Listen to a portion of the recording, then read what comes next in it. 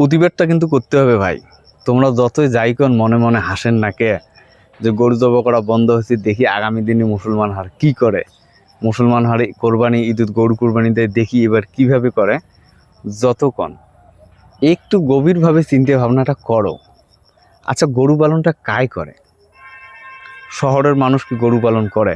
আরে আমার তো বাড়ি জেলারে জায়গা নেই, আমরা গরু পালন কি করবে? গরু পালন করে তোমার মতো আমার মতো গ্রামের মানুষ, যাই কিনে জানে যে কোরবানি ঈদের মধ্যে গরুর একটা ডিম্যান্ড তৈরি হয়। এই সময় যদি আমরা 2-4টে গরু বিক্রি করি তো ভালো একটা পয়সা আসে।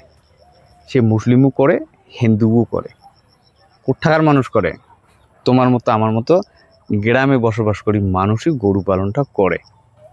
আচ্ছা, আগামী দিনে যদি সম্পূর্ণরূপে গোহত্যা বন্ধ হয়, গরু যদি জবাই করা না যায়, তাহলে তোমার গরু আমার গরুগুলি কিনবে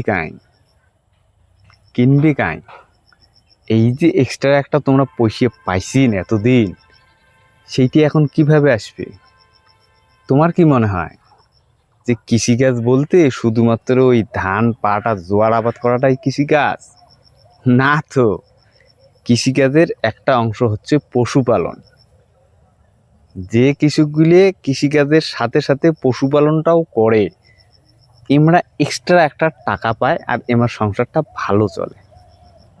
বিশেষ করে তোমার মতো আমার মতো গরিব পরিবার যেগুলি গ্রামের মধ্যে বসবাস করে, প্রত্যেকটা বাড়ির যে দেখবেন হয় 2-4টে গরু পালন করে, কয়টা ছাগল পালন করে, হাঁস মুরগি পালন করে। কেন করে?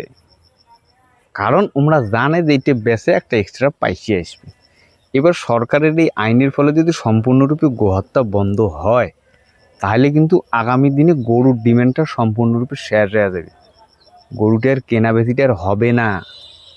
তো সরকারের এই আইনটির ফলে সবথেকে বেশি ক্ষতি কার হইল? গ্রামের মানুষের। তো গ্রামের মানুষের যখন এই ক্ষতিটা হইল, তো গ্রামের মানুষের কি এইটা উচিত না যে কমসে কম এই নিজের ক্ষতিটি সম্পর্কে একটু সজাগ হই, বা একটু আওয়াজ তুলি, বা একটু আন্দোলন করি? এটা কি করাটা উচিত না?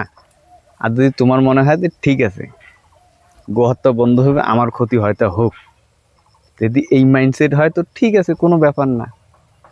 কিন্তু মোর মনে হয় ব্যক্তিগতভাবে গ্রামের মানুষের বা কৃষিকাজে যে আইন ইফেক্ট করবে, আমার উচিত আওয়াজ তোলা। সেই উদ্দেশ্যেই মোর আজকে এই ভিডিও বানা। যদি তোমরাও দেখতে লেগছেন তো একটু ঠান্ডা মাথায় ব্যাপারটা চিন্তা করেন যে ওভারঅল ক্ষতিটা কার হইল।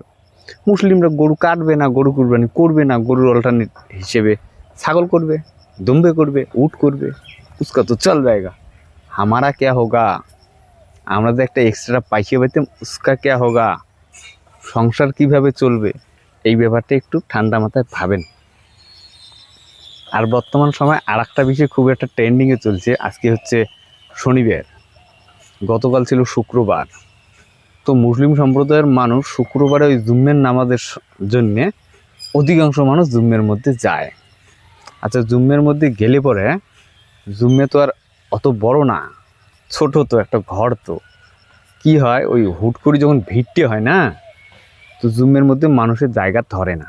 তখন ওই মানুষগুলি কী করে, জুম্মের বাইরে রাস্তার মধ্যে কাতার দিয়ে নামাজটা পড়ে। কতক্ষণ পড়ে?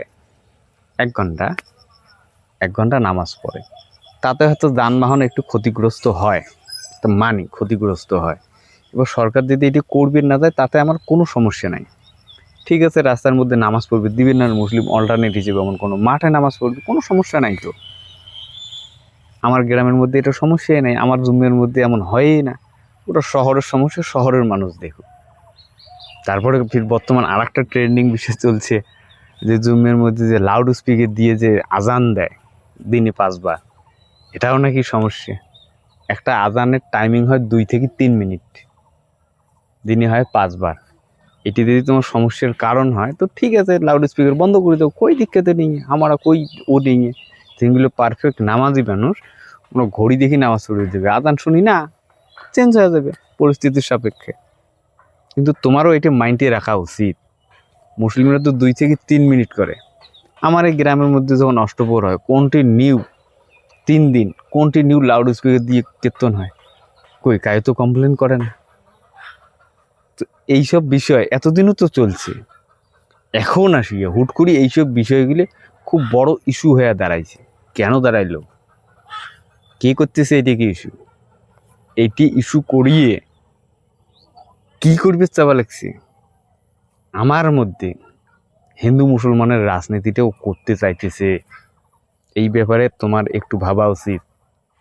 হিন্দু মুসলমান করিয়ে কোনো দেশ আগবার পায় না। যতক্ষণ না তোমার পরিবার ফ্যামিলি নিয়ে যদি চিন্তা ভাবনাটা করেন, তোমার ফ্যামিলি যদি গ্রুপ হয়ে যায়, 5জন ফ্যামিলির গ্রুপ, এক পাকে 3জন, এক পাকে 2জন, 3জন যেটা করে 2জন বিরোধ করে, 2জন যেটা সিদ্ধান্ত নেয় 3জন বিরোধ করে, এমার জীবন তো এই বিরোধ করতেই শেষ হয়ে যাবে। ওই পরিবেশটার আর উন্নত হবে না। তো দেশটাও তেমন। দেশটা একটা পরিবার, একটা পরিবারের একটা সিদ্ধান্ত হওয়া উচিত। এখন তো হিন্দুর একটা সিদ্ধান্ত হচ্ছে, মুসলিমের একটা সিদ্ধান্ত হচ্ছে। দেশের ভিতরে ভোটের জন্য হিন্দু মুসলমান ভাগাভাগি করার চেষ্টা চলছে। এইভাবেই যদি চলে, আদৌ কি দেশের উন্নতি হওয়া সম্ভব? আজকে পেট্রোলের দাম 60 টাকা বাড়ি গেছে, গ্যাসের দাম বাড়ি গেছে, মূল্যবৃদ্ধি হওয়া লাগছে।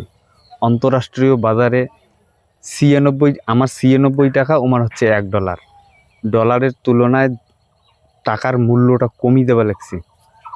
এইসব বিষয় নিয়ে কিন্তু কাই আলোচনা করে না, কাই কথাই কয় না। সবাই খালি কি কয়? হিন্দু মুসলমান গরু জব করা, इसी में अटका है। और সরকার চায়ও এটি যে পশ্চিমবঙ্গের মানুষ, সাধারণ মানুষ এটি আটকা থাক। আর আর ভোটের সময় ওই হিন্দু মুসলমান বিভেদ তৈরি করে ভোটটা পার হয়ে যাক, এমনটা না। যে জায়গাটার মধ্যে অসুবিধে হচ্ছে, বিশেষ করে যার অসুবিধে হওয়া নাকছে, উচিত কমসে কম প্রতিবাদ করবে, না পাইলো আওয়াজটা তোলো। এই যে আইনটি করছে না, এই যে গোহত্যা সম্পূর্ণরূপে বন্ধ, এই আইনের ফলে সবথেকে ইফেক্টেড হবে গ্রামের মানুষ, কৃষিকাজের উপরে নির্ভরশীল মানুষগুলো, যে পরিবারগুলি কৃষিকাজ করে চলে, এই সমস্ত মানুষ সবথেকে বড় ইফেক্টেড হবে। এখন যদি কথা না তোলেন, এখন যদি আওয়াজ না তোলেন, এর খেসারত আগামী দিনে তোমাকে দিতে হবে। কথাটা একটু চিন্তা করেন। তো যাই হোক, আজকের ভিডিওটা আর না বাড়াই, আজকের ভিডিওটি এতটুকুই।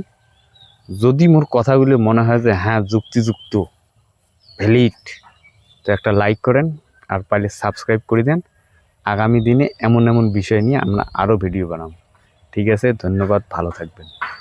হিন্দু মুসলমানের যে বিভেদ তৈরি একটা প্রচেষ্টা চলছে, এইটাকে কীভাবে বন্ধ করা যায়? মোরা এক বৃন্তে দুটি কুসুম, হিন্দু মুসলমান, এই মাইন্ডসেটটা কিভাবে তৈরি করা যায়, সেইটি চিন্তা ভাবনা করো। ঠিক আছে, ভালো থাকবেন, ধন্যবাদ।